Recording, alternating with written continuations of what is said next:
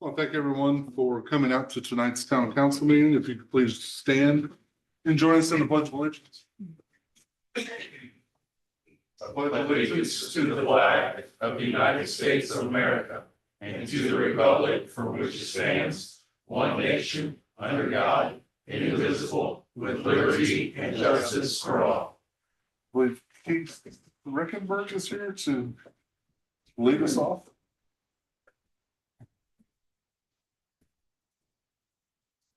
Let us pray.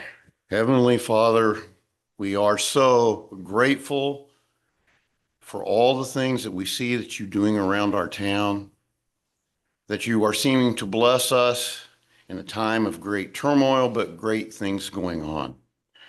So we ask that you will be with us all today in all the things that we are attempting to do.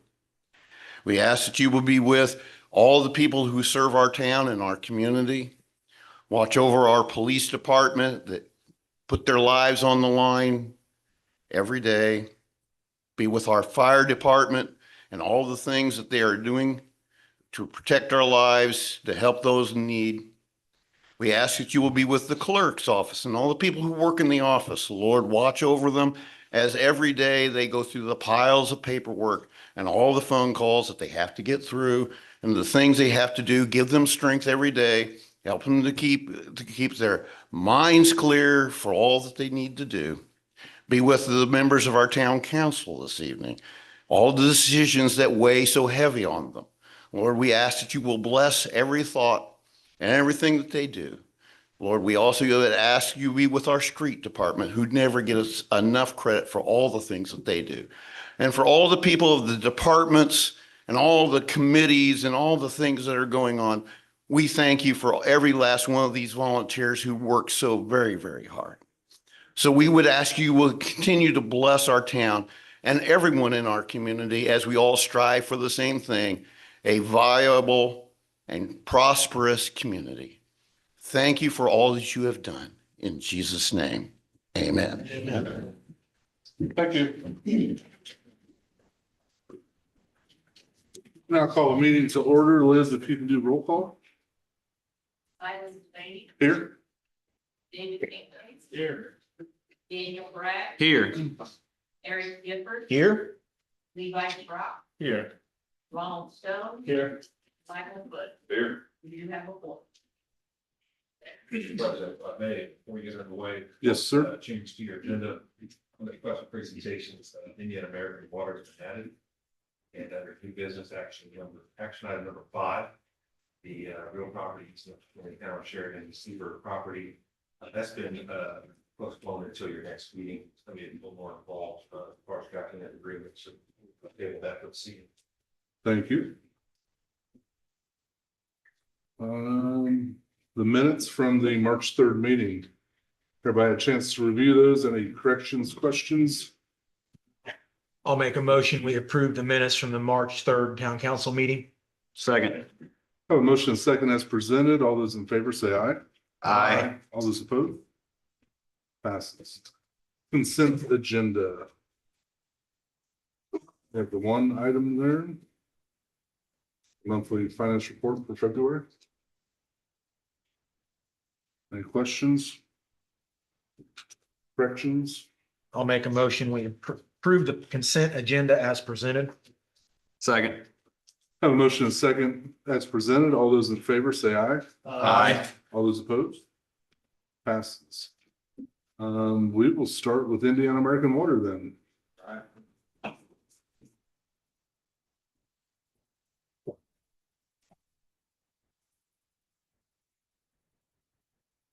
What do you want? Yeah. Sure, make sure the mic's on. There's a switch on top of it. Check. Yep, it's on. Good evening, and thank you, President Devaney and the council and members of the audience for allowing us to present some special gifts to your community. My name is Joel Reuter. I'm External Affairs at Indiana American Water out of our headquarters in Greenwood. Part of my role at Indiana American Water is that I'm a state liaison for the American Water Charitable Foundation. The foundation is a philanthropic nonprofit organization established by American Water, focusing on 3 pillars of giving, which are water, people, and communities, It should note here that the foundation is funded by Indiana American Water shareholders and has no impact on your water rates. So at Indiana American Water, we believe that's an important statement to make. We also believe in supporting and enhancing the communities where we work, live, and operate. In collaboration with the foundation, we're thrilled to share that the foundation has awarded $10,000 of a state strategic grant to the Sheridan Events Committee and another $1,000 grant to Sheridan Main Street.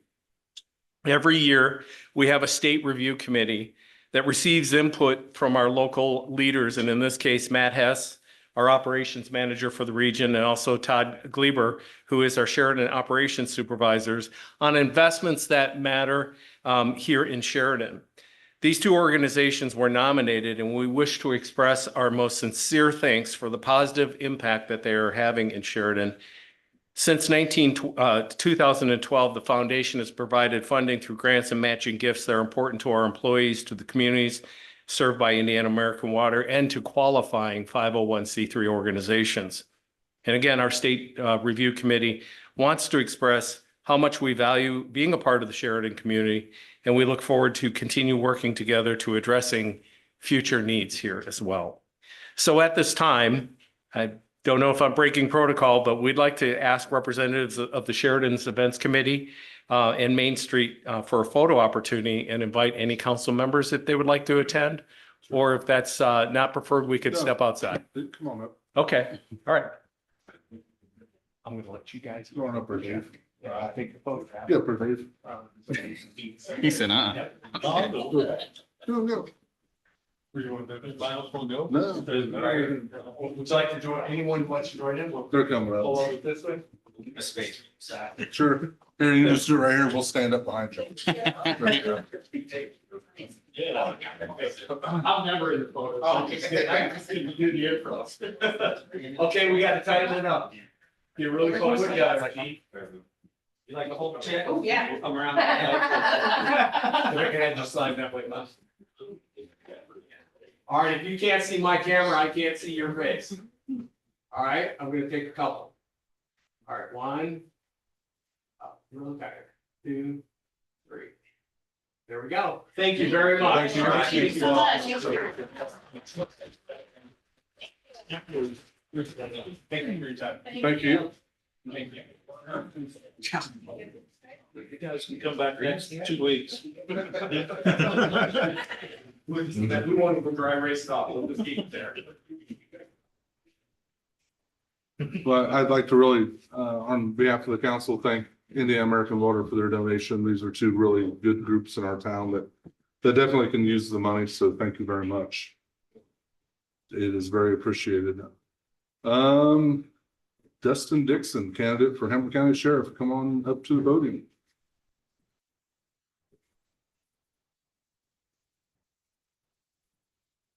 Check first, Chief. Sure. Thank you for letting me follow someone giving you $11,000. I appreciate that. Grand scheme of things, I think I should have gone first. So, folks on the town council, Mr. President, folks here, I appreciate the time. Appreciate President Devaney giving me half an hour here to speak with you guys this evening. I just want to take the opportunity to introduce myself. I was at a meeting approximately a year ago when I had initially formed an exploratory committee, but those days are past and now we're close for several of us that face a primary in 49 days. So my name is Dustin Dixon. I've been a deputy sheriff for nearly 25 years in Hamilton County. I've had the opportunity to work with several of you in your personal and professional capacities on the board, along with some of your department heads and some folks on the staff here. I've also been, I don't want to say heavily involved in Sheridan, but I'm a member of the Youth Assistance Program in Noblesville, who partners with the Sheridan Youth Assistance Program for certain events. And I'm the president of an organization called Shot for Kids, which has serviced some of the community here in Sheridan. And we partner with the Sheridan Police Department for the last several years to take some of these kids Christmas shopping that otherwise would not have. So I do have some roots and relationship with the town of Sheridan. So to be brief and to respect your time and the time of the folks here, I just wanted to take the opportunity to be here, introduce myself as a candidate to be your next sheriff. Like I said, I know the relationship in the last couple of years with the county hasn't always been amicable, but I think you'll find, and those that know me, that that's something that's not going to take place with the sheriff's office if I'm in that role. To me, it doesn't really matter which side of 31 you are, or if you're north or south of 32. If you live in Hamilton County, we're going to provide those services to you in conjunction with the Sheridan Police Department, the Sheridan Fire Department. My experience is I was a U.S. Army veteran for 3 years after high school. I went to college. I was a college graduate, have worked in a corrections facility, worked as a detective, worked as a patrol supervisor, canine handler, multiple different assignments within law enforcement, and received numerous training and leadership certificates. So I will be here this evening to respect your time. I will cede any comments at this point, but I'll certainly be happy to stick around and conversate with you or anyone here after the meeting. So Appreciate it. thank you. Thank you very much for coming. Yeah.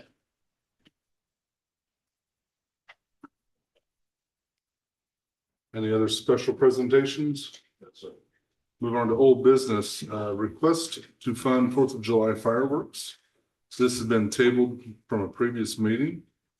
I know there were some emails back and forth, so I will let the rest of this council start the discussion. I don't think I was in the middle of any of those conversations. Who'd like to start first? I'll be the ogre. I generally don't support the use of taxpayer dollars on entertainment venues. That I do understand the situation with Sheridan Main Street Inc. Their wonderful service that they provide to the community. If this council were to decide to utilize taxpayer funds, I would encourage that to be something to be undertaken during the budget process for the following year. We have available encumbrances. It's something to discuss. I believe I've expressed my openness to that, but just just leave that there. Just want to correct one statement. It's the Sheridan Events Committee, not the I'm Main so Street sorry. Group. So. Both doing great work. Yeah, that's well said, Michael. I'll join you with that. So the events committee have been able to be not a part of, but around phenomenal work, come a long ways. So as a council, I think we can do a better job formally figuring out what we're going to do ahead of time. This year, I know with, a number of instances, we were just really tight on budgeting. So my question with this was, did we have the funds available even to consider that? I'm not sure that I was able to get a good answer on it. I don't think we budgeted anything ahead of time. So I don't know that 15,000, we were talking about even trying to get raises for our people this year. That trumps fireworks.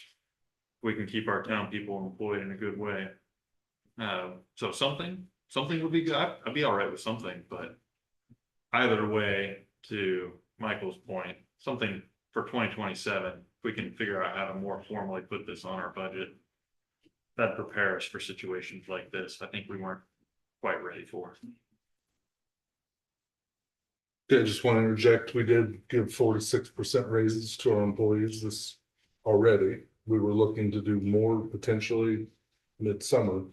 But just to correct your statement, so people don't think no one got a raise, we did give 4 to 6% raises to the staff of Sheridan. Fair point. Thanks for making that clear. Yes. My thoughts are, I mean, this is taxpayer money, and unlike you guys, we didn't know this was gonna come up. But we're faced with a lot of uncertainties going into a new road we're gonna be responsible for, and we're just getting started on it. And there are a lot of other projects that we're gonna have to take care of, so I'm not in favor of 15,000. I think we could make a donation, but not at that amount.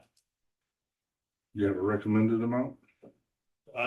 Just off the top of my head, 5,000. If you I wouldn't, think I'm sorry. go ahead, Ron. Well, I think it's tough on that committee being new and not realizing they probably should have started contacting people in January even to start raising money for this event. So I feel We did. We did. sorry for them in that respect.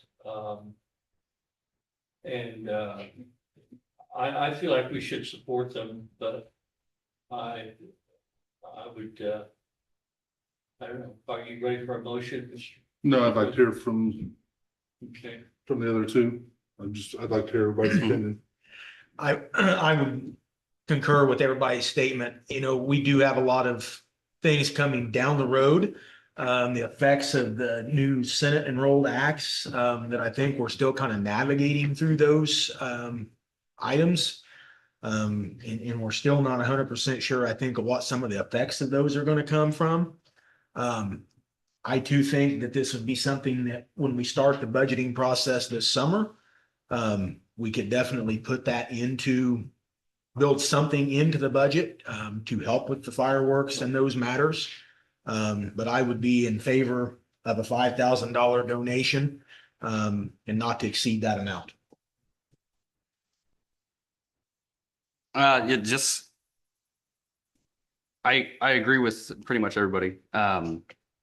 15,000 is a lot, for what we're currently navigating through. I mean, we have money, but we also don't know exactly, like Commissioner Gifford said, not Commissioner, I'm sorry, Counselor Gifford, about SB1 and still figuring that out.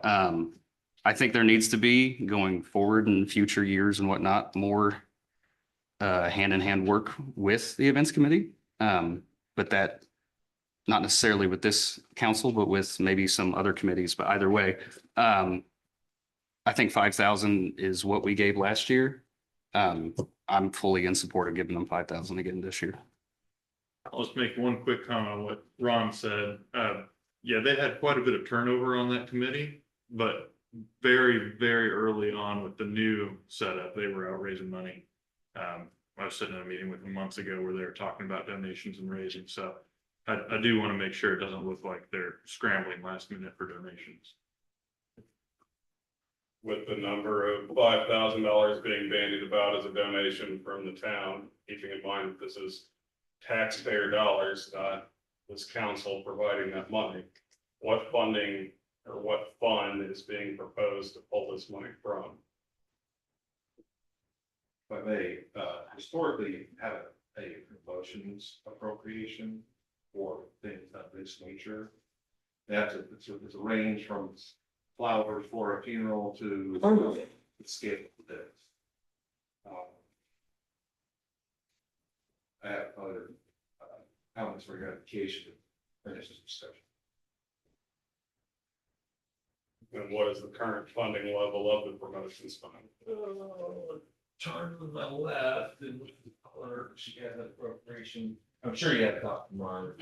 Look at it. They budgeted 7,500 for the year and it's right around 7. 72, I think, right? She had a copy of mine. Pretty good.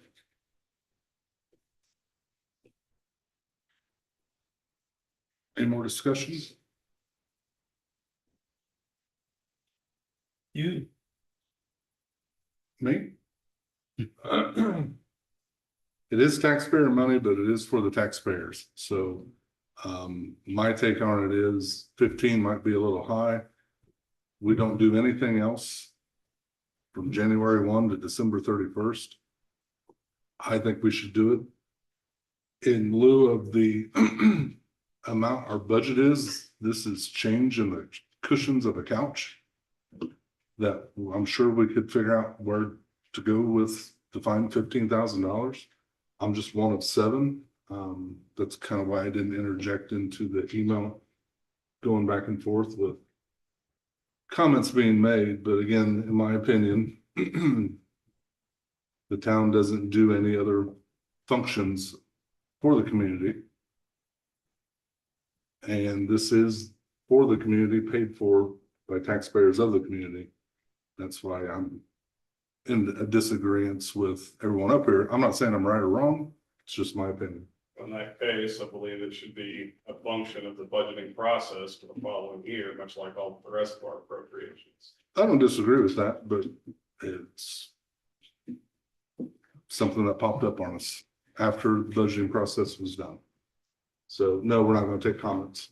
On that note, Mhm. some of your peer communities and their budgeting process created appropriation for philanthropic or nonprofit support, wherein those organizations throughout the community make application, not similar to what you heard Indian American, make application, they're scored, and there's a defined amount of money that you distribute to those applicants based on scoring criteria. So Sure. we can employ that for your 27 and beyond cycle and. I do have one question. Let's say we did decide to give them the 15,000. Okay. Is there what is the legal protection to make sure it only goes to fireworks? I just want to cover us. It's not even that I think they would spend it on something else. It's just, I don't know what you've done in the past. You should have some kind of grant agreement or something with them that would deal with that issue. Okay. So I honestly don't know what you've done in prior years. I think in prior years, it was just kind of a donation type thing. Yeah. It's probably wise to have a grant agreement for a lot of reasons. Not only to sort of put some cushions around the money, but also to protect the shutdown. And I believe they said at the last meeting that their vendor is willing to extend insurance protection. So we'll pursue that as well. Oh, yeah. I presume you, yeah. Yeah, So I think you pay the vendor correctly.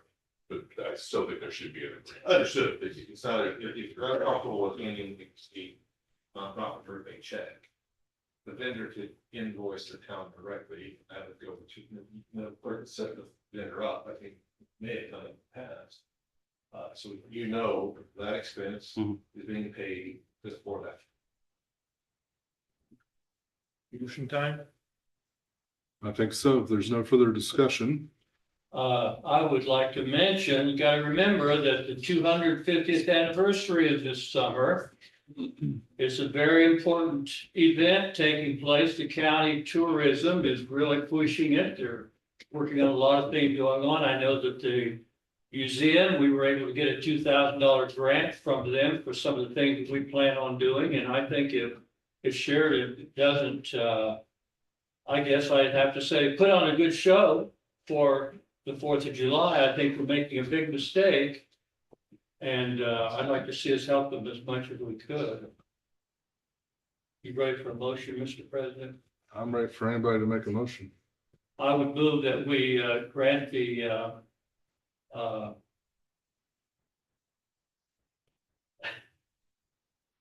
Main Street. No. Events committee. Events committee, $5,000 to go toward the fireworks display for this summer. I'll second that. We have a motion and a second as presented. Let's do a roll call vote.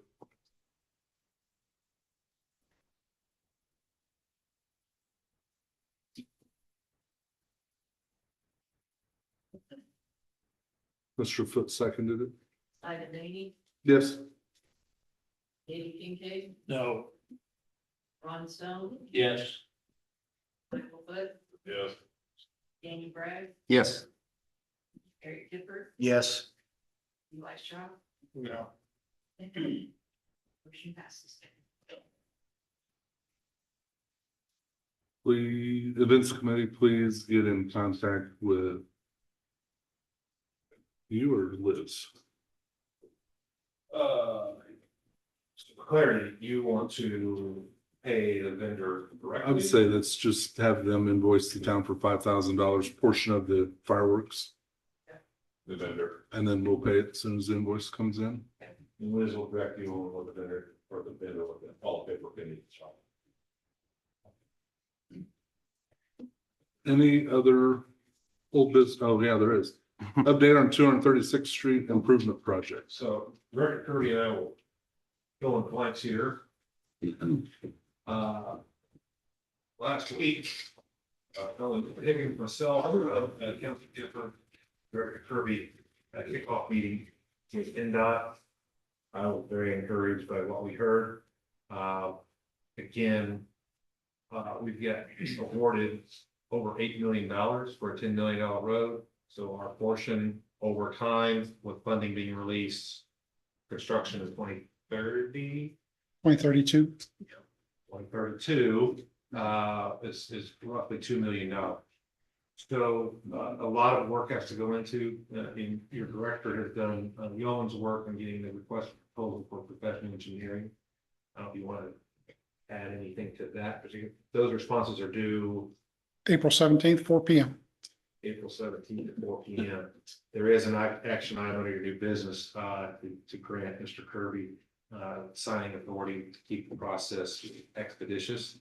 NDOT did tell us there are, occasions where our timeline could be moved up based on available funds. Other communities that are awarded and turn funds back in, and so that could move up some of our phasing. And we'll be attentive to that, and make sure that cash flow is appropriate. So a lot of work going on behind the scenes. But there's, I don't know if I missed anything. No, it pretty much covers it. We'll start scoring the week after the April the 17th. The quicker we can get this turned back to them, which we'll work diligently to do, the better position we are to take advantage of those opportunities that might come our way. So, yeah, your three scorers, for those, Counselor Gifford, myself, and Mr. Kirby, and do those independently, and those go into a matrix that NDOT provides. So, a lot of work from now until 2032 and beyond. So that's your update, and I will likely keep this on as a standing action item, just to keep you in updated. Any questions? Thank you very much. Thank you. Any other old business? Yes, sir. New business, resolution 2026-12. Remnant, dependence opioid settlement. Remnant defendants opioid settlement. Thank you, Mr. President. The town has received notification of an additional opioid settlement by the United States Attorney General in the amount of $97,625,000. This one, different than the prior opioid settlement, which the town received something on the order of $12,000 as your percentage of that distribution, did not involve the state's attorneys general. So I don't know that that has any big bearing on anything. I did search to be sure that Attorney General Rokita didn't recommend not to accept this. I found no such recommendation. So they just remain silent on it. This one is United States Attorney General led. To participate in the settlement, there's about 7,500 localities, counties, cities, towns that are eligible to participate. You have to adopt a resolution to opt in. Oddly, there are 4 of those 7,500 entities that are named Sheridan, and I was searching for you all. But your percentage is 0.000234 or something like that. But I recommend that you enter into it. There's no downside to it, and it will hopefully result in a distribution. I'm not sure what the percentage of plaintiffs you had opted into these lawsuits previously. I'm not sure what percentage has to accrue, but a percentage does have to accrue for it to go to the court. So presuming that a sufficient number of the local units participate, we'll do well to get a check. The process, the resolution directs the clerk treasurer to fill out paperwork she has received electronically, and also requests that she adds, as they requested, adds a legal counsel to the notification process as well. They asked that that happen in the future for whatever. Happy to answer any questions. Any questions for legal? Oh, I should tell you why 6 remnant. These are distributors and not the manufacturers, but the distributors and some retailers. They were kind of the holdouts in the prior big settlement. That's why it's the 6 remnant defendants. Any further questions? We want to take action on this? I think we need to opt in. And have the attorney draw up the paperwork that's needed. Don't make a motion. This did. I'll make a motion that the town of Sheridan opts in this That's latest for boat building. 2026. That's what I heard you say. Yes, that's what I heard him say. I'll second. So we have a motion and a second as presented. All those in favor say aye. Aye. All those opposed? Pass. Eric? How many more of these can we expect? I don't know how many you can expect, but I expect there would be some more, but these were distributors and dispensers, they haven't gotten down to retailers yet. The Okay. non-major retailers, I think there's some other categories of folks that are still out there. Item number 2 is an encroachment permit application, Dunbar Road.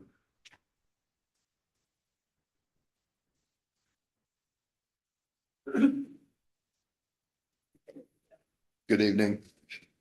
Skylake is requesting an encroachment permit to close Dunbar Road for 5 days, starting March 18th, 2026, to finish reconstructing the Mary Johnson regulated drain. The work involves installing a 36-inch reinforced concrete pipe at a depth of 9.5 feet from bottom of pipe to the surface of road. They are proposing a 25-foot by 22-foot excavation of the roadway. They are requesting a full road closure to complete the work. Earlier today, I added an aerial image of the proposed closure location. You can find that image on the last page of the file. At this time, I would like to introduce Will Schuler of Will Power Excavation to speak further on the project. It's just an accurate depiction of what you're. That is the detour route that they are proposing, that they got permission from NDOT to post or to utilize for their detour of the closure. If you scroll down, there should be, or further in the document, it's the very last, I think it's like page 17. Don't look at the screen. Is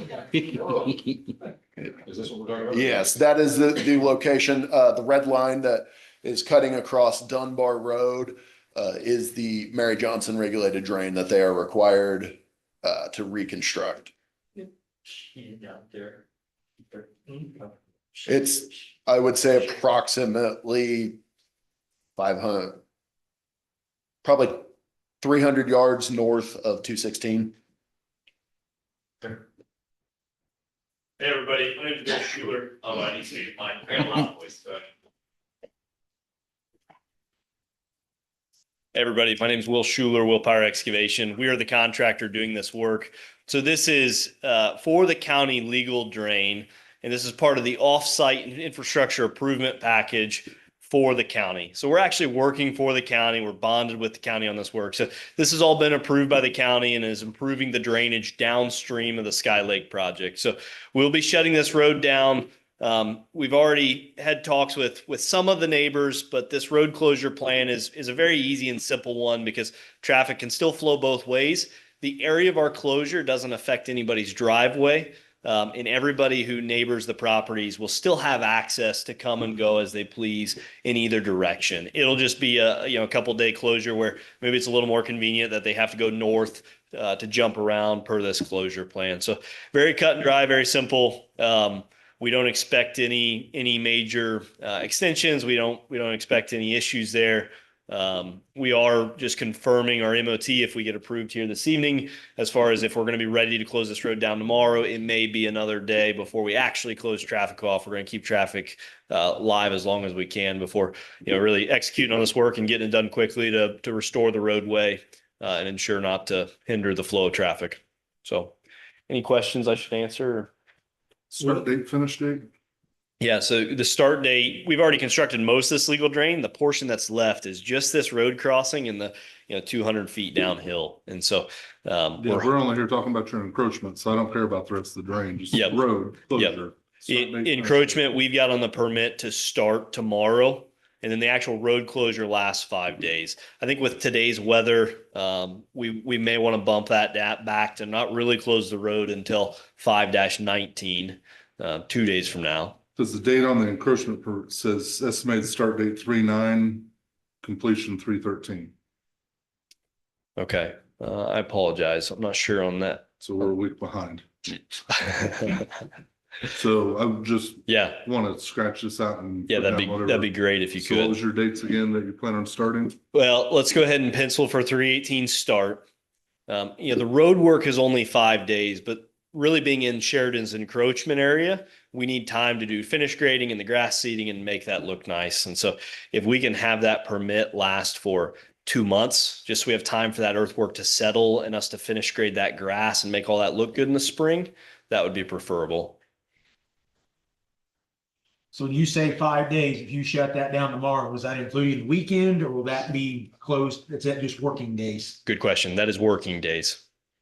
That affects me in my full-time job as the transportation director for Sheridan Community Schools. So I have a school bus that goes down that road. Yep. We do have children we have to pick up. So I'm going to have to turn around somewhere. Is there room for me to turn a school bus around? I'm assuming there is there at kind of your entrance where your construction trailer is. Yeah, there is. There's also, the intersection of 216th to the south. Keep in mind, that's now a dead end road past the Duke Energy plant. Yep. And there's no neighbors on that road. And so you could use our construction entrance to the north. There's actually, there's a really nice one there with plenty of room that you'd have to turn around. And then to the south, there's no traffic on 216th Street besides construction traffic to the property there. My stop is between this ditch and 226th Street, so I would only need to come in from the north. Wonderful. But we'll have to go back out, go out to 31 and come down to 38 to do our stops because they have to be door side by law. I see. They can't cross State Road 38, so I can't come in from any other direction. So I see. I'll give you my information after the meeting if you would hang out so you can definitely solidify when that's closed. Yep. And when you open it, but that's going to add some time to that route and I'll have to adjust and let some families know. So. Yeah. Sounds great. Thank you. Thank you. So you said 3/18. Now, this encroachment permit, is that just the road closure or is that the permit for him to work on that area? Permit to work. Okay. So it's really a bracketed set of dates. So you want 3/18 to 5/18 is Yes, what sir. you're wanting.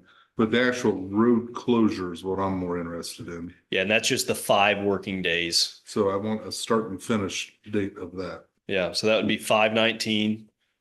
You'll have to help me. Is that this Thursday? 3/19, you mean? I'm sorry, 3/19. And then that's just going to be Thursday, Friday, Monday, Tuesday, Wednesday. If somebody with a calendar could help me with what that date is. We'll have the road reopen guarantee on the 26th. Yep. I'm sorry, the 26th. Is that Wednesday or Thursday? Thursday. Yep. So a Thursday to Thursday closure. Yep. If you get started tomorrow. Yeah, it's actually start Thursday. Yeah. We're going to be putting out traffic barrels and making sure we're prepared to execute on Thursday. According to that picture up there, where is that closure? I mean, the parts you're gonna dig up. Yeah, so it's hard to see the transition from orange to red. If somebody with the mouse can help me, oh, great. If you go south there and kind of go down in the woods, keep going. Right there. Okay, so right there, if you want to hover your mouse over that 1 on the left side, we're just uphill of that number 1 on the left side. Okay. So like I said, there's no property owner driveways that are in conflict in that area. That'll be hard closed. Shouldn't affect any neighbors. Right around the log cabin, Dave, if you know where that's Yeah. at. Yeah. I thought that's probably it, but that map doesn't do it any justice. So Will, you said you've talked to a few homeowners on this road, but not everyone? Yeah, we have not, there's normally not a burden for us to, directly talk to each individual landowner because the MOT traffic, or the MOT plan or the NDOT plan is, notice a posting of here's the route and here's how it flows. So we have not talked directly to each individual landowner. Now, I should say the county legal drain has notified everybody who's in the effect of, our right-of-way work within the legal drains right away. So everybody knows what's going on that's affected. I haven't specifically talked about this MOT plan, but that's what the signs are for and barricades are for. Any further questions? Entertain a motion? Move that this body accept the encroachment permit application, low power excavation concerning county regulated terrain. Second. A motion and second as presented. All those in favor say aye. Aye. All those opposed? Thank you. Thank you.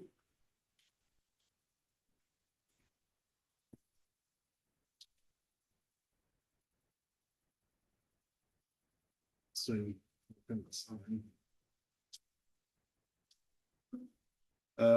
Item number 3, NDOMG LLC Annual CF1 report. I've got one question before we go into that. I don't know if you guys can see it, but since this is a live document, what are all these little colored flags that pop up? Is that when someone clicks it? That's all your users are logged in. Okay, because when you click on it, I can't read it. It's blocking half the. If you hover over each. Oh, Todd. All right, never mind. Sorry, you guys can't see what I'm talking about, but it's like, what? Yeah. All right. Go right over where it says report. There's nobody at. Click it. Oh, I know. I didn't Oh, want to okay. open it. Okay. I was just sorry. trying to read off of Okay, this. but- sorry. So anyway, NDOMG LLC Annual CF1 report. So this is their, property tax, abatement. For the existing facility, not to be confused with what you've already undertaken, several months ago with their new facilities. This is their annual reporting requirement. And it requires your action to approve or reject it. There's substantial. Yep.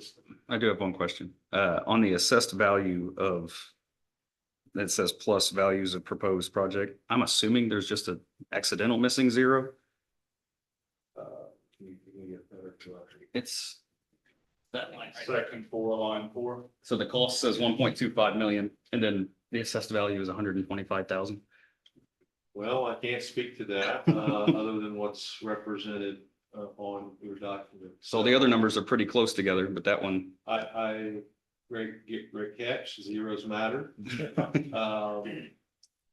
It is entirely up to you. You want to accept it as presented or reject it. We can return it back to them to correct it. That'd be my I was just advice to do the latter. Is this time sensitive? Usually people wait till last minute to do these. Typically, can we pass it contingent on the updated form or whatnot? yes. Motion needs to reflect it. Since you called it, make the motion. Okay.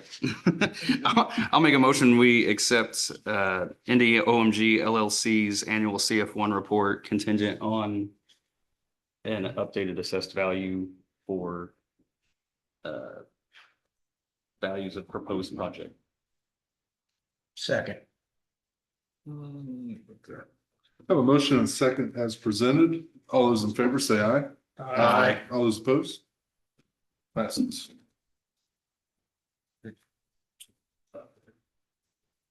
Item number 4, revved up rides, temporary use and event permit.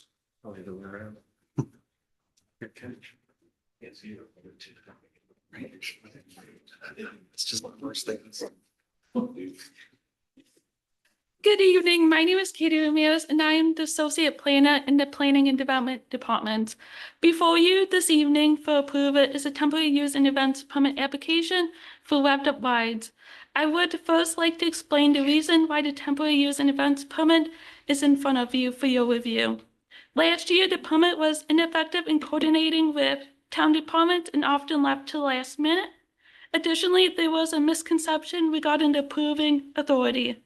To address these issues, the process was revised to require permits to be submitted 60 days in advance so that each department had a chance to provide a full review and submit conditions specific to each event, and that final approval would come from the council.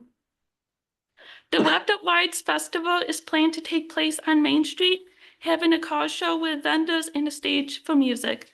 The event will be April 25th, 2026, from 9 a.m. to 5 p.m. Department comments are included in your packet for your reference. In summary, police would like the event relocated to accommodate the State Road 47 detour traffic that will be using State Road 38 Main Street. Fire had the same concerns, noting potential delays in public safety response. Public Works requested additional information on trash, recyclables, and picnic tables drop-off and pickup. Planning and Development request as a condition of your approval, a copy of the updated liability insurance, updated food vendor list, and a copy of the approval from the Department of Homeland Security for the stage. Should council decide not to approve the Main Street location for this event, the Sheridan Events Committee has coordinated with Sheridan Schools to hold the event at the high school parking lot. A map of that location setup is also included in your packet. A summary of requested conditions for approval at this location is as follows. Police and Fire request a condition of approval that the fire lane serving the school remains open and accessible throughout the duration of the event. Public Works requested additional information on trash, recyclables, and picnic tables drop-off and pickup locations. Planning and Development requests the same conditions to approval, a copy of the updated liability insurance, an updated food vendor list, and copy of the approval from the Department of Homeland Security for the stage. Yesterday, staff received a request to amend the application with a plea to close the event, the route of which was added to your packet this afternoon. The same map was distributed to the directors requesting their review. Due to the last-minute nature of this request, we do not have all of the comments back. The Sheridan Events Committee is here to answer any questions you may have regarding the event, and I am happy to respond to any procedure questions. Thank you.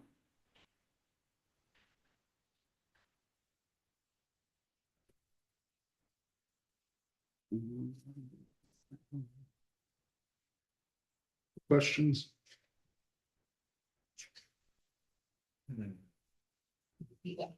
Do have one. I guess I'm confused by why they have to provide all this information to have it at the school. If the school gives them permission to use the school, why is it any of the town's business? In my opinion.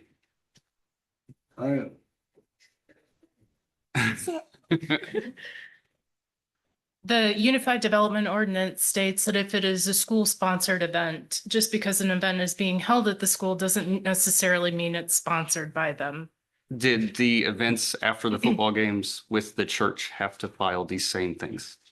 I'm sorry, state that again, please. During football season, they had events post-game held or sponsored by a church.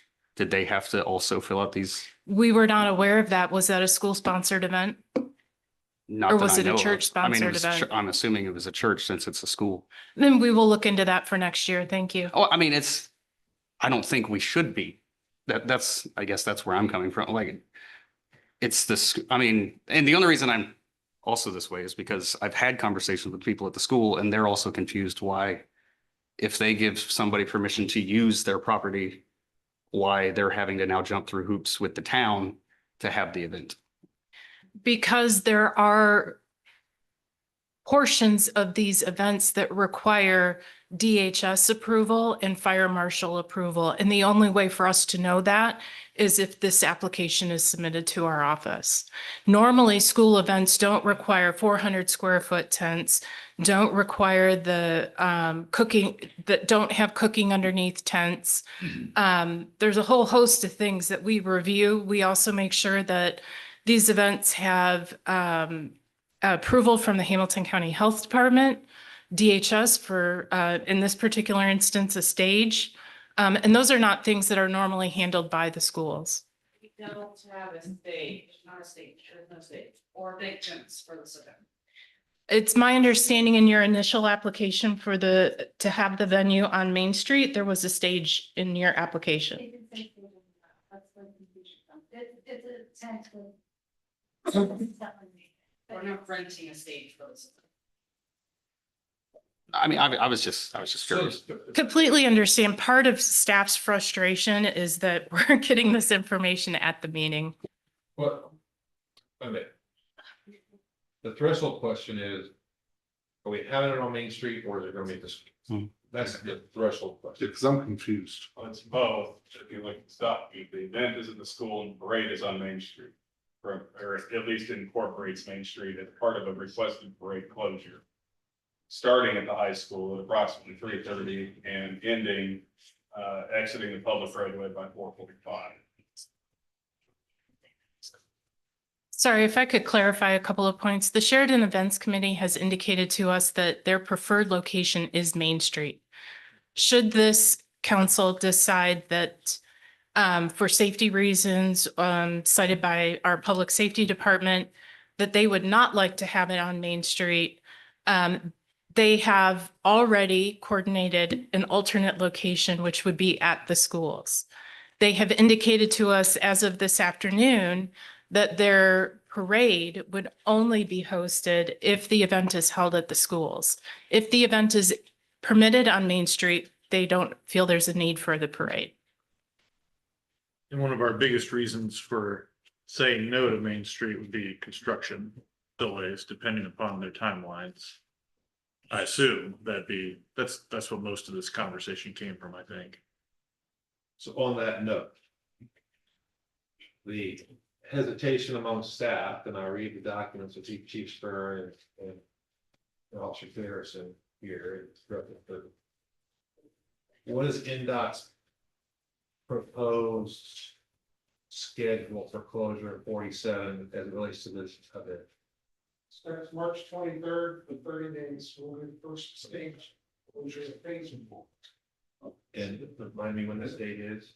April 25th. So our concern is any traffic that normally would use State Road 47 will be directed to State Road 38, i.e. or also Main Street. And if Main Street is closed for a period of time, that could be heavy truck traffic will encounter a detour On the detour. The town streets. Which could pose a precarious situation even on a Saturday at the evening. But NDOT's approved their. But it's a different entity within NDOT, it's not construction division, it's special events group, so. I apologize. My question was not necessarily pertaining to Main Street. It was procedural. Yeah, so I take this to be what almost happened with Harvest Moon last year, and then NDOT changed their plans kind of during the meeting, which made it available for them to use Main Street. So this is the same idea, but they've got a backup plan that would need approval. Or is this both getting approved now? And it's just because this amendment was so lately received? Was that the biggest hangout? So staff has no comments to provide you or guidance to provide you with regards to the parade because the information was just provided to the department heads this afternoon.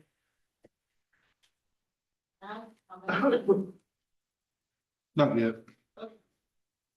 My opinion on this, after reading through this, I tend But you will.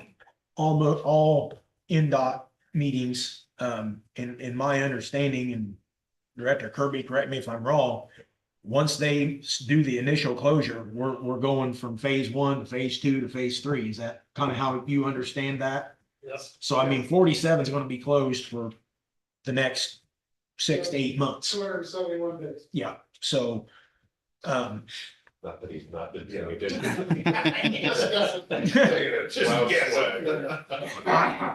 So, yeah, I don't think that we are wise to host the event on Main Street since the school has given permission. I'm in favor of that. And for the short time of a parade, I don't have a problem with that. I think for 30 minutes, we could probably suffice for a parade unless Chief Stern, Officer Garrison, I mean, if you throw something out that, that's an absolute terrible idea, I mean, I think that we could probably do a parade. Well, detour traffic is joining the parade. Absolutely. It'll be all day. Semis. It'll be all day there. My thing with the parade is if we say no to the parade right now, then aren't we saying no to the 4th of July as well? I mean, if we can't have it on a random day in April, how are we ever gonna have it on the 4th? The parade wasn't our idea.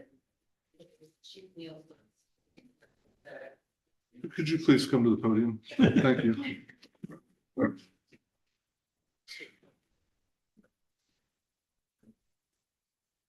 So after the last meeting, when you all asked me to come up with Plan B. Reached out to the high school, reached out to Dr. Mundy. He's been phenomenal. He immediately gave us permission. But as we were about to exit, Chief Nielsen came up and said, you need to think about a parade. He goes, I can make this happen. He goes, it's a short time. He goes, closure on Main Street will not be a problem for a short amount of time. He goes, it's the long days or extended days or an entire day that is the problem. Now, granted, we don't have any of that documentation within the packet from him. But those were the things that he discussed. The parade was never one of the things that we originally, but then it kickstarted a, hey, that'd be a great way for everybody to just exit. It kind of ends if we move it to the high school, it ends the car show and we just do a car So the parade. parade's at the end. The parade is at the end. Okay. Yeah. Okay. Anything else? I can vouch for her comments as well. I overheard Chief Nielsen also come up with that idea. So. Would you really need to even shut the road down for a parade? All they need to do is stand at the intersection. I can't answer that question. Yes. So, and I answered this in an email earlier that I saw, but as far as the police department goes, and I've talked with Chief Nielsen about this before I answered the email, we can treat it just like we would like the homecoming parade or anything, where we give the escort through town. We can have a car in front of it, a car behind it, that way we know where the beginning and the end of the parade is. And even if that means if I'm participating in the car show with my car, I'll bring up the rear of the parade. But they won't be leading it in my car because I'll just blow everybody else away. But as far as the law enforcement goes. We'll just have to push you. No, it's a Chevy, not Ford.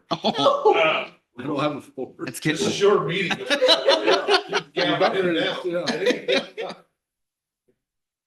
But anyway, thanks for the comment. I'd stay up here still because we may have questions for you. So we don't have to go back and forth. So what I'm hearing is it's not Revved Up Brew, it's Revved Up Rides is going to be at the high school. We need to make it known today what's happening, so you can plan, because this is a fundraiser, right? Yeah. Okay, and we've told you to go raise money. Yeah. And we're fighting you now to raise money. Yeah. Okay. So, do we all agree? We'll make a motion that it's at the school, they can have the exit parade. And then we have questions back to staff regarding the school. So are you good with that? Good. Yeah. All right, so make a motion. I'll make a motion that Revved Up Rides be held at the school and be allowed to have the parade at the end. Second. A motion and second as presented. All those in favor say aye. Aye. All those opposed? Thank you for the input. So we probably have a question for staff now regarding Daniel's question, which I'm kind of curious of this as well. Go ahead and repeat your question. That's. I was just, because so many things happen at the school, and I understand the school sponsored versus other people using their property. But again, in the conversations I've had with people at the school, they were kind of blindsided by all of a sudden they're having to sign things to justify to the town that they're allowing people to use their property. Because at least as far as I know, it's in this community, it's mostly been the school can do what they want at the school. And the town didn't really step on any toes with that. And Right. now they're feeling like all of a sudden there's even red tape for the school to have to handle. It is required in the UDO that private property owners give consent for the use of their property during a large scale event like this. So that would apply also on Main Street if they were using properties on Main Street. The fact that this was moved to the schools, we certainly appreciate the schools offering their property, but we have a legal obligation that we have to enforce. If the council would like us to revisit that, we are happy to sit down with the attorneys and revisit the language of this section. But at this point in time, we feel our hands are tied, that it's required of the UDO. Okay. Any other questions for staff? Thank you. Thank you. I do have a quick question. There were some conditions that we had requested be included, such as a copy of their revised insurance because their They're being liability who? insurance, I'm sorry? Them being who? The school? or The Sheridan Events Committee. Okay. They have liability insurance that expires just before the event. So we had requested a condition that that we receive a copy of that policy just to ensure that there are no issues, and a revised list of their food vendors, because they're we're allowing them the opportunity to continue acquiring food vendors for the event. We just asked for a list at the end. So if there are any issues, our public safety people who are on duty that day have the information. Okay. You good with all of that? So I do have one question. Since Yes. this event now is on school property, Mhm. was there a permit fee for this? Yes, there was, because it wasn't a school event. Okay.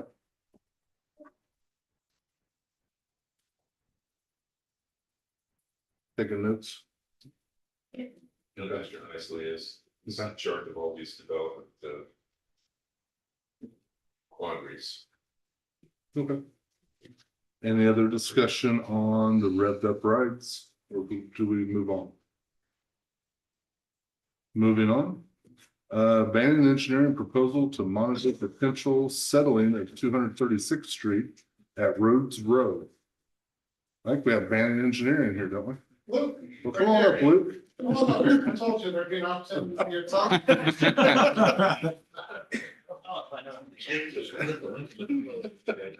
mean, it's It there. opened earlier. I'm looking at it. Now it's the same thing. Good evening again.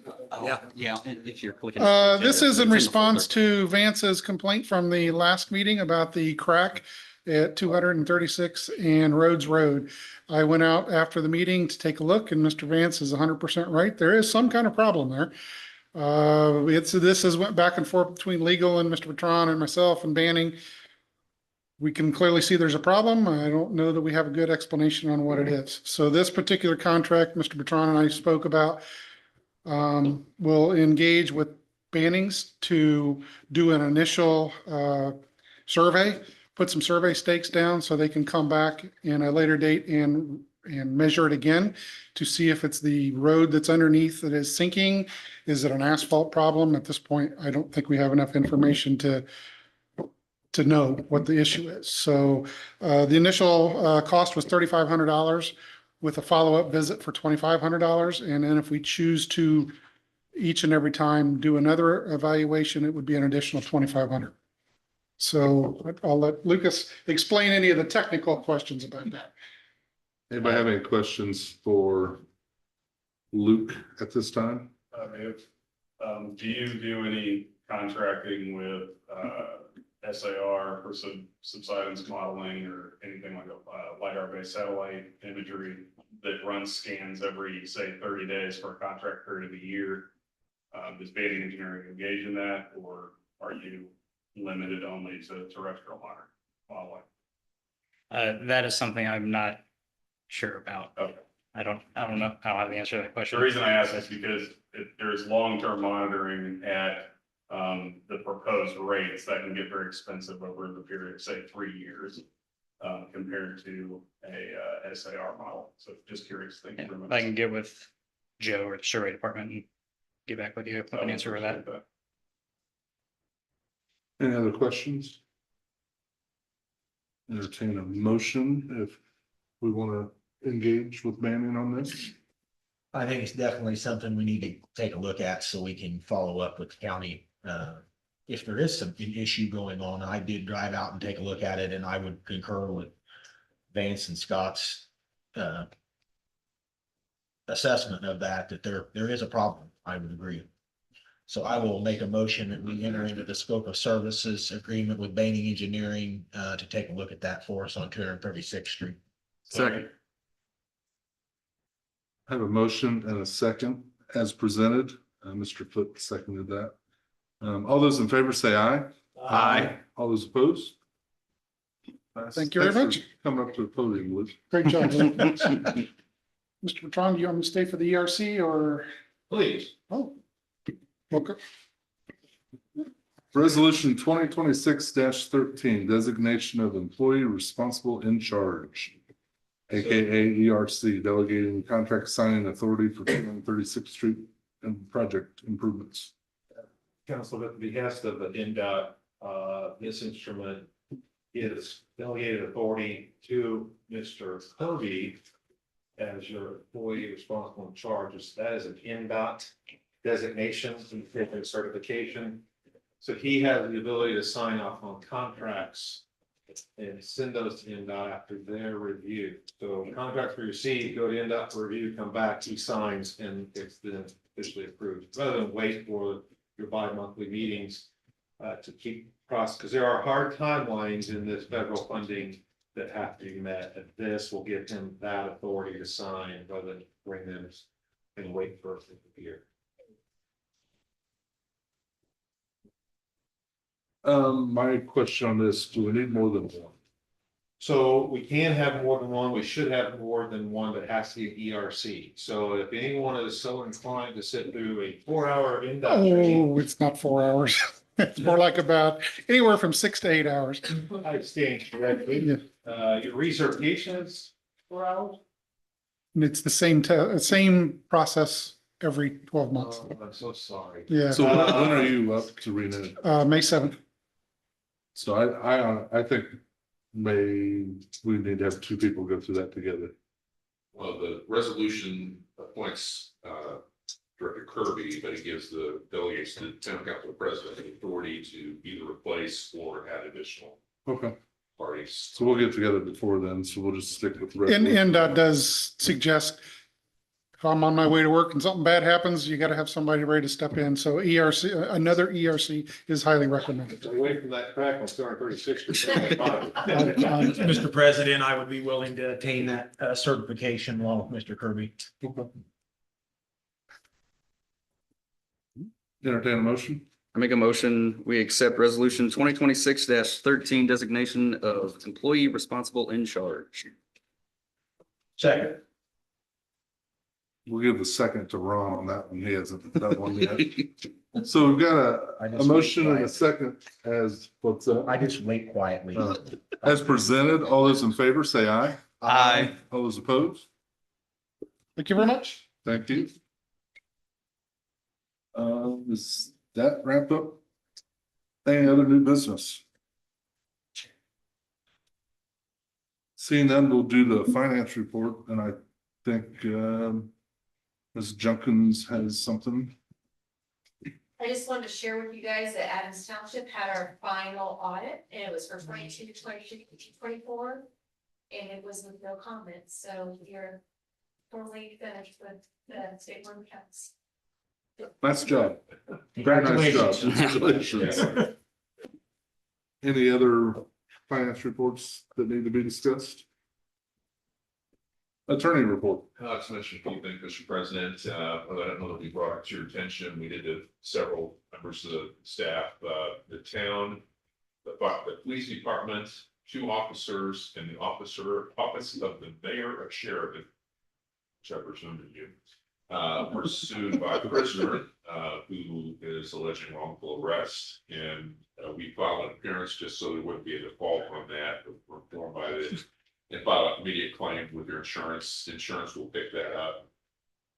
The defense of that up here beginning immediately, and we'll withdraw our appearance as soon as their attorney files. There'll be no more cost to the town other than there's a $2,500 deductible on your policy, so we'll keep you posted on that. Merit Commission met immediately after your last meeting, updated their merit rules along with Chief Stern and his staff and members of the union. So I think everybody's happy with the changes and updates to it's the first time through a process, right, the hiring process. And they successfully approved a hiring list with 10 individuals on it, and the Merit Commission authorized extending offers to 7. 7 of those individuals, the chief working his way down the list. And that actually, reporting that to you because that was the first time they've been through that, and they went through it well. And Harvin's a stickler, so he did a good job on it, and it really, they did do a good job. We're working with Mr. Bertrand, and I presume Director Kirby at some point on a waste collection RFP. Got a timeline in place that we're going to finalize, and we'll circulate that to Scott and Todd, and work through that. Anticipated that you'll be selecting a vendor in October or November of this year. We'll go through like Toby said, right? What was it earlier? Maybe Earlier than that, sorry. Contract. Yeah. Expire in November? Well, then we want to do it before November. So, I thought it was the end of the year. Okay. We'll work it. Yep. Working on the alley easement, there's a couple and I mentioned this earlier, there's a couple complications there because there's actual iron pieces, iron arches that are anticipated there, so we're gonna put a hold on that. Rather, it's more than just having access to the Kiever portion of the alley. And so we're gonna hold on that until we get all that in one place so that we can file one easement and it's there for good as to who maintains, et cetera, and then we have to worry about agreement Kiever and then the next owner of that building. The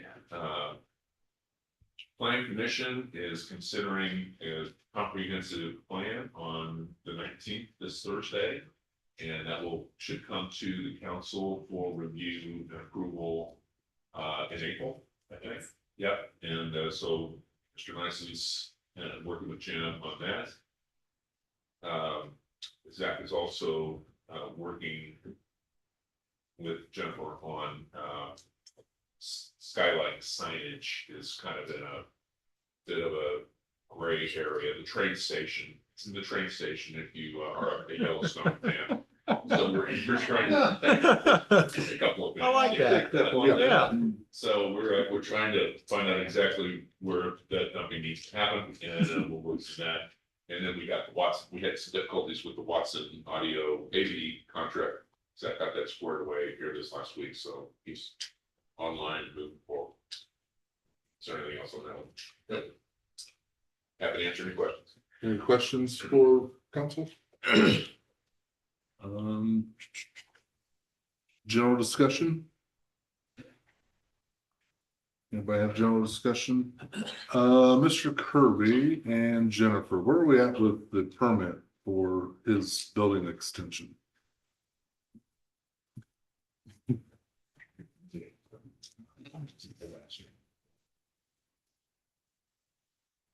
The permit was sent to Department of Homeland Security three or 4 weeks ago. I just received a reply back yesterday or the day before, with 19 suggested revisions.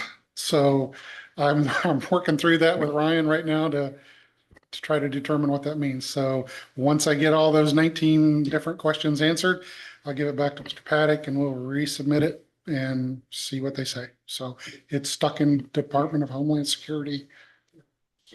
We're just adding a bay, right? 2 bays. 2 bays.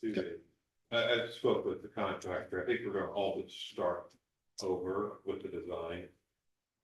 He's gonna have his supplier give us maybe a better design that's gonna satisfy IDHS, Homeland Security's. What does Homeland Security care for a garage bay? The building inspector, Everything.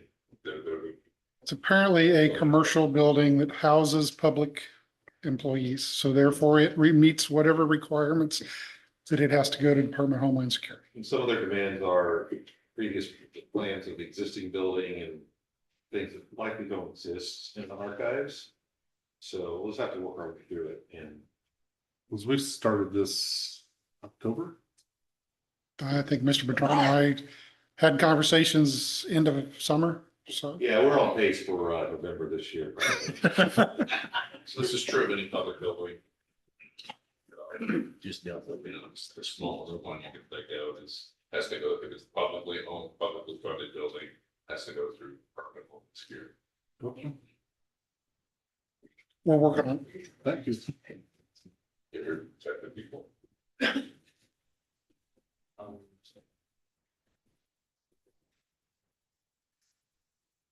General comment, anybody still? Reviewing, kind of the email chain that was going on with funding of the fireworks, got me really reflecting on finances. This is something for Mr. Higgins. The town has quite a bit of funds that aren't budgeted, that we're holding on to dearly. So I think then, and that's the money from the sale of the utility, which was 2017. 2018. 2018. So $10 million sale of the utilities. We used $1.5 million to fund retirement for our employees. We used $250,000 as a self loan to our street department for tree trimming for the parks that gets paid back at $50,000 a year. Minus a bond we had to pay, some fees. We've used a little bit, but not much. We should have how much in that fund still? Roughly? Do you know how much is in there? 4 or 5 million, I couldn't say right now, I'm not looking at the numbers. Let me interject here. You had to defease debt. Yeah, it's dead. So you had roughly an $11 million sale. Right. You had $6 million or $4 million. There was a bond we had to pay. Yeah, so your net proceeds was a little over 6 million. 6. Yeah. But sitting on that nest egg at not even 3% interest, this money, if it had been invested early on, we've missed out on a couple $1 million. Is that an accurate statement, Jim? I don't know if it was a couple million dollars, but What would you say if it was invested early on? Almost 10 years later, 8 years later. yeah, but 5 years ago, rates were what they are. Sure, they are. So they're with their. But we can be smarter with our money. I think there could be more money. Yes. But I won't argue that. Which I haven't seen anything as far as how much interest we've earned off of that annually or monthly or anything. I think we should. It's in your monthly review. Is it listed in there? Because I've looked, I didn't see it, so my apologies. But this is how we could be funding things like the fireworks or the renovations. We should be using the money, the interest, in my opinion, capitalized for capital projects for us instead of digging into the savings or whatnot. So I'm reaching out to you, and maybe you and I can work to get a plan in the next 90 days on what we can do with that money to start making money with our money, because we're not making enough with what we have. That's my 2 cents on that, but I think we need to be smarter with what we have. So we will move on to public comment, non-agenda items, limit to 3 minutes. Come up to the podium. State your name, hometown major.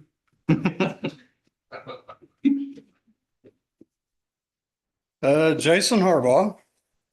And I come this evening because I'm grieved that I have a problem. Seems to be some failure in the system here. About 4 weeks ago, I turned in an application to put in a 30-panel solar plant on my 2.5 acres. And I've still yet to hear any input on it. My 2.5 acres sits inside, bordered on 3 sides by my brother's 47.5 acres. And across the street is a 45-acre field, so I don't have any neighbors to complain. There's no issues to deal with, except that to do it right, I needed to turn in for a permit. The company I'm working with out of California said normally the permitting process takes between 2 hours and 2 days. If they have it to work with an HOA, sometimes a couple weeks. So I'm here this evening because I'm concerned that I've been back up there and asked if there's anything I need to do.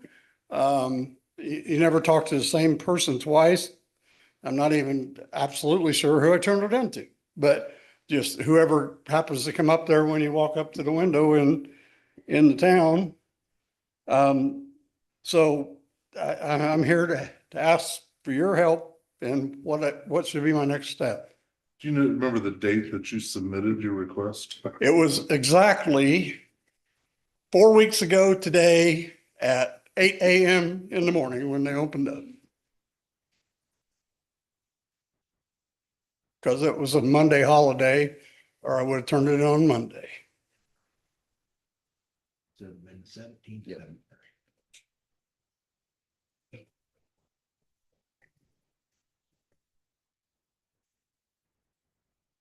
8 a.m. And you physically turned that in? I physically walked up to the front window and waited on somebody to come to me and say, I Of need, what building? of the old fire town hall? station, whatever, police station, whatever, Making the sure. combo building up there. Yes. Okay. I'm not aware of this, but we will look into it and we'll probably ask Jennifer to come up and if she has any input on that.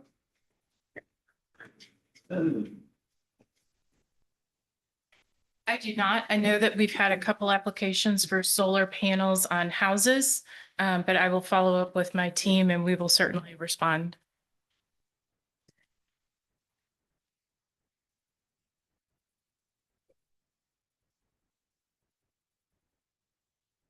Thank you. Yep. And we'll see what we can Thank you. get you taken care of here. Appreciate it. Anyone else for good of the order? Public comment, yes.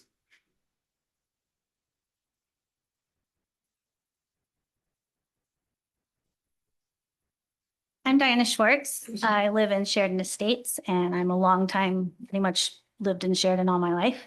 I did have a concern with the new event permitting that seems to be going on. This, I know you guys discussed it a little bit. Barely hear you. The event permits. Okay. I had sent a question to Caitlin and Jennifer, I believe on the 12th, and had not received an answer back yet.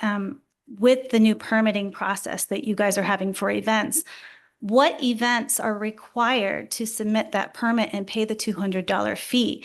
Because I understand big events might make some sense, but where is the line? If a church is having something on their property and it spills over into their parking lot for, say, for instance, the chicken noodle dinner, it blocks traffic quite a lot at the Methodist church when they have it. Or if we have a event at my housing addition in our open area that we have, and it involves tents.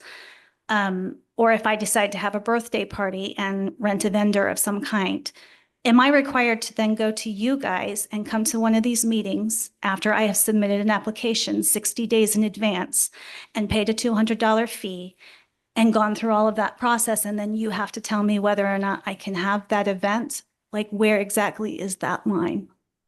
Because now you're saying the school events are okay on their property because it's their private property, but there's a car show that's going to be at the Legion the week before Revved Up Rides is scheduled. And I'm wondering if are they required to fill out the same application? Because that's their private property too. And this has always been a very small town and we haven't always, done things the way Carmel does. And if my kids decide that they want to have a bake sale in my front yard and I put a tent up so they're not in the sun, where exactly is that line, gentlemen? Because you're not being very clear about it. And I just want to know what kind of community I'm living in. That's all. Okay. I don't have an answer for that right now. Okay. I sent it to her. I was just waiting. I'm hear being back. enlightened at the same time. Okay. So I could say that I'm ignorant to that. I'm not Okay. stupid, but I am ignorant to this. But we'll try to get some answers to that. Thank you. I'm sure there's a big disparity between the school being public property Mhm. and the Legion not.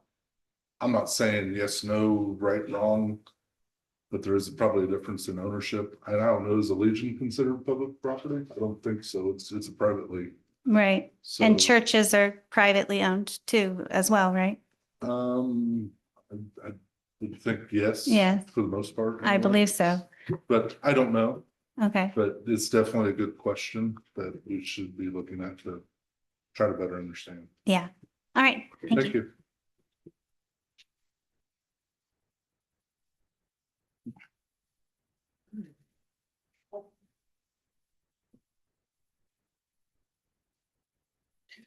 Just wanted to let y'all know, a follow-up on the grants that we applied for the Hamilton County Tourism Grant that I told you that we had applied. We actually have some good news on that front. We received $2,000 towards the 4th of July. We also received $2,500 for Harvest Moon. And I'm just going to announce now that we decided at a meeting last week that we are not proceeding with a 2026 Harvest Moon. We can't figure out how to do Harvest Moon on Main Street with a carnival and the craziness that's going to happen in the fall down by Biddle. We just decided to table it. So there will be no Harvest Moon 2026 just because of the road construction. However, after communicating back and forth with Hamilton County Tourism, I let them know that we could not accept the $2,500 for Harvest Moon. They gifted us and said, keep it. So we've received $4,500 for grant money that we applied for. So I just wanted to give you a positive note towards that. We have got to figure out where we're going to apply it. Again, and let me just say it cannot go to fireworks. They're very clear about that. Thank you. All right. Congratulations. Anyone else? Well, while Vance is making his way up there, I did forget to mention during our time, the library board would like to appoint Brittany Gossard to the park board. She is replacing Kim Hogg, so I just wanted to let that known. I will forward this email to everyone that needs that information, but I think I already did, by the way. But I see Kim Riley in the back, so I just want to make sure I did that little announcement. So you're up, Vance. Vance Walsh, Sheridan, Indiana. I've been here 80 years. First of all, I want to thank Mr. Kirby for checking 236. I am concerned about the additional traffic that we're going to have because of the detour 38, 6th Street, Main Street out. We have got some young people in this town on these e-bikes, battery operated skateboards. My concern, my kids are in Mississippi, but I'm concerned of a funeral that we're going to have in this town. If someone doesn't start stepping on these kids on these e-bikes, skateboards, coming across right down here, the 6th Street, whatever this one is down here, coming out of the alley by the Historical Society on the Main Street, coming out of 5th Street on the Main Street, coming down the sidewalk in front of the Historical Society, we are going to have a funeral. And I don't know how we're going to stop it unless we start getting these kids and the parents responsible for these vehicles. And I had one go down 47 this week. I don't know who this kid is, but he had to be running 20 miles an hour down 47. Someone's going to have to step on these kids and the parents. We're going to have to hold the parents responsible because there is going to be a funeral. Thank you. Thank you, Vance.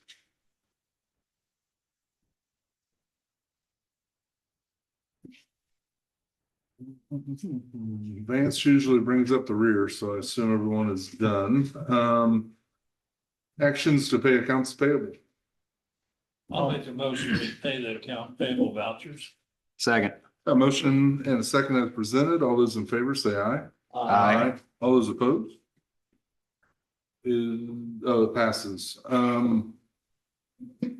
Upcoming meetings. Town council next meeting is April 7th. We've got a park board meeting March 25th. BZA and Plan Commission are the 19th. Porterfield, you're here. Redevelopment Commission, March 24th. Rhett Williams is on that. I have his contact info. I don't know if anybody else is new on there. Do you have his info? Eric, it'll be Eric's first meeting. Oh, yeah, that's right. Obviously you have his contact. I'll send you Rhett's, let him know. Yep, I'll reach out to him. Yeah, I just don't want to miss that. And other than that, entertain a motion to adjourn. Oh, if you didn't notice, our remodel's starting to come along, so the doors are up. They're locked on this side, so don't try. You can't get in. We will have an unveiling mid-April in there. That's come along well. It looks really good. So hope everybody likes what they see so far. Motion to adjourn. Move to adjourn. Second. Motion and second is presented. All those in favor say aye. Aye. All those opposed?